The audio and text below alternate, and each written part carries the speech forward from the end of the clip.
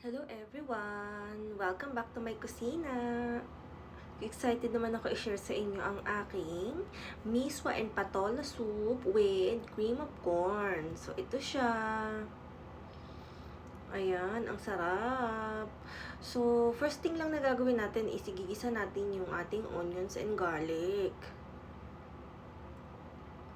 Tapos, ilalagay na natin yung meat. So, gumamit ako ng giniling. Yung iba, nilalagay nila is meatballs. So, pwede rin yun.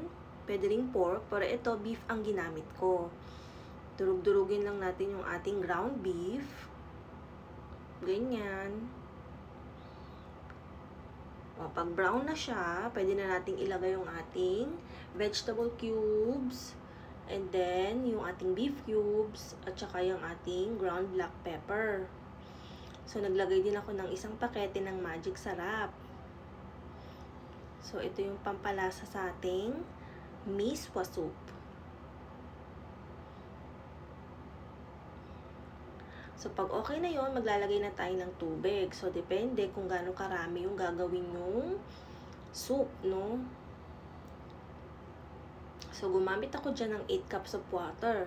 Pag kumulo na, pwede nyo nang ilagay yung inyong patola. So, itong patola na to maliliit lang siya kasi patola tip lang yan. So, yung dulo lang siya ng patola.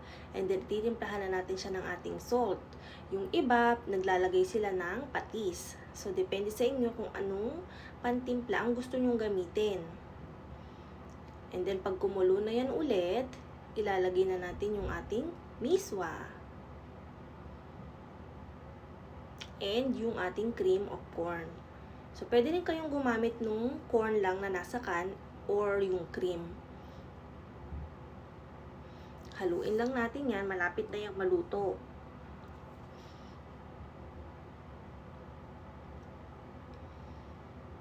And then, pag naluto na yung ating miswa, maglalagay tayo ng konting spinach. So, gumamit ako ng maliit na bag ng baby spinach.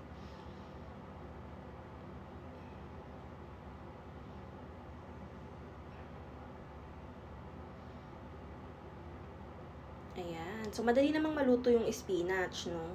Kaya, hindi na natin siya kailangang pakuluin ulit. Pwede lang natin yung isapaw na lang.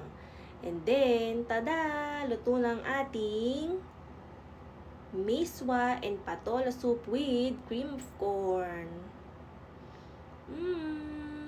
Yummy!